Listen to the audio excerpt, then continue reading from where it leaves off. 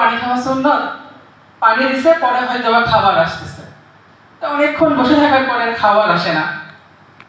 তখন বেয়াই বলতেছে যে, বেয়াই সাহেব, আমরা তো দুপুরবেলা শুধু পানিই খাই, তো খেয়ে নেন। তখন তো চাচা বুঝে গেছে যে ঝামেলা একটা হয়ে গেছে। তখন চুপচাপ পানিটা খেয়ে বসে আছে।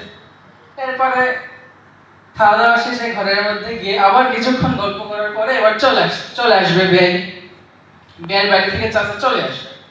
এরপরে চাচা এখন বলতেছে যে, বেয়াই সাহেব, আপনার বাড়িতে এসে তো আমার খুব ভালোই লাগলো, এবার আপনি কবে আমার বাড়িতে বেড়াতে যাবেন?